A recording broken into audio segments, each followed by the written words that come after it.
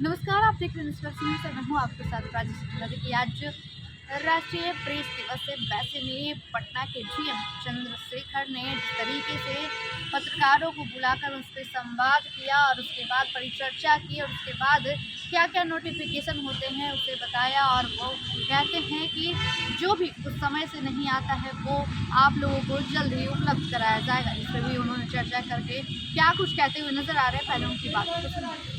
बदलते स्वरूप में एक ये भी है कि इसकी पहुंच भी बहुत ग्राउंड लेवल तक बिल्कुल हुई है, एक एक व्यक्ति तक हुई है। जो यूट्यूबर की बात हो रही थी, तो उसमें जरूरी है कि कुछ एथिक्स और कुछ बातें हों।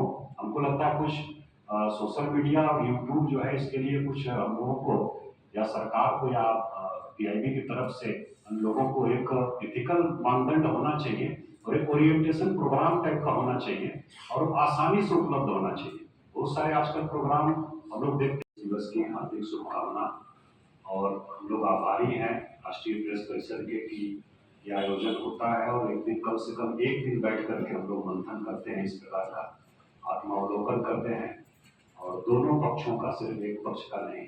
प्रशासन के लिए भी जो बातें कही गई हैं उसका भी और क्या बेहतर हम लोग कर सकते हैं, और बाकी जो मीडिया के हमारे मित्रगण हैं उनका भी उधर से क्या अच्छा बेहतर हो सकता है। कार्यक्रम का समय भी हम लोगों ने कोशिश किया कि आपकी सुविधा के अनुसार चुने। इस टाइम थोड़ा सा कम प्रेशर आपका रहता है, क्योंकि यादव साहब का सुझाव 10:30-11 बजे का था, लेकिन हम लोग अवगत हैं कि देर रात तक आप लोग काम करते हैं। तो हमने उनको सुझाव दिया कि 1 बजे के आसपास अगर हम लोग रखें, 1 घंटे का मोटा मोटी समय, थोड़ा कम प्रेशर रहता है मीडिया के जो हमारे मित्र हैं। और बहुत सारी बातें सब हो गई हैं, उसमें बहुत डिटेल में हम लोग अब नहीं जाएंगे, जल्दी समाप्त करेंगे।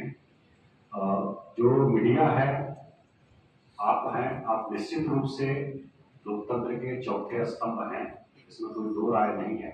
मीडिया का मतलब माध्यम है, और माध्यम क्या है कि मतलब जो जनता है वहां तक उसके तक सही सूचनाएं पहुंचे, सही खबर पहुंचे, ये जनता का अधिकार भी माना गया है। आप पहुंचाने वाले आप हैं, आप माध्यम हैं, इसलिए बहुत ही महत्वपूर्ण है।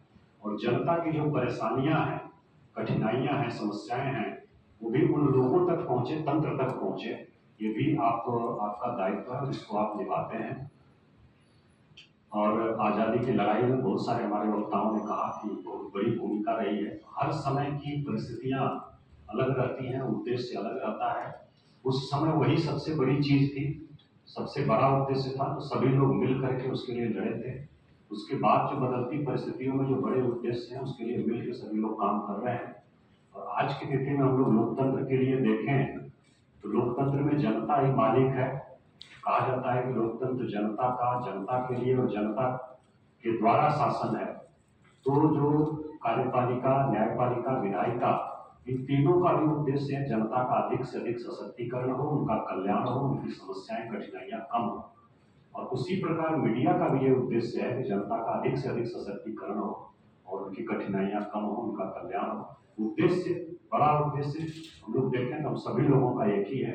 अलग अलग तरीके हैं, अलग अलग माध्यम है जिससे हम लोग अपना अपना काम कर रहे हैं।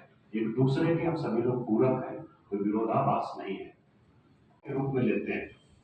हम कभी नहीं चाहते हैं कि प्रशासन का गुणगान मीडिया करे। आप आलोचक हैं, मुख्य रूप से आपका काम आलोचना का है। आप समीक्षक हैं, आलोचक हैं। अगर कहीं कोई गड़बड़ी है तो वो सामने लाते हैं, उसमें उसके कारण सुधार भी होता है। जनता की कुछ समस्याएं हैं उसको भी आप सामने लाते हैं, उसका सुधार होता है, हम लोग प्रयास करते हैं। आपकी बात को, चाहे प्रिंट हो, इलेक्ट्रॉनिक हो, डिजिटल मीडिया हो, हम फीडबैक के रूप में लेते हैं। और जहां तक प्रशासन की खबरों की बात है, प्रशासन का पक्ष का बात है, हम लोग प्रयास करते हैं कि समय से मीडिया को जरूर मिले, क्योंकि अब हम लोग देख रहे हैं, हम लोग अब ये सिलेबस में इन चीजों को शामिल करें कि सोशल मीडिया को कैसे हैंडल करना है और कैसे रिस्पॉन्ड करना है, कैसे उसको यूज करना है, ये आना चाहिए धीरे धीरे। और हमको लगता है कि आएगा, समय की डिमांड है ये। तो आपने साफ तौर पे सुना, उनका कहना है कि आगे से ध्यान रखा जाएगा और जो भी आकस्मिक बातें होती है, जैसे अगर रात की बातें होती है, रात में खबर आप लोगों तक नहीं पहुंचती, इसको लेकर भी उन्होंने लोगों से बातचीत किया और इसका रूल रेगुलेशन का भी उन्होंने मांग उठाया। फिलहाल कैसा लगा कमेंट सेक्शन में जरूर बताया। फिलहाल देखते रहे हमारे चैनल को, और नए हैं तो चैनल को सब्सक्राइब करना ना भूलें। फिलहाल के लिए धन्यवाद।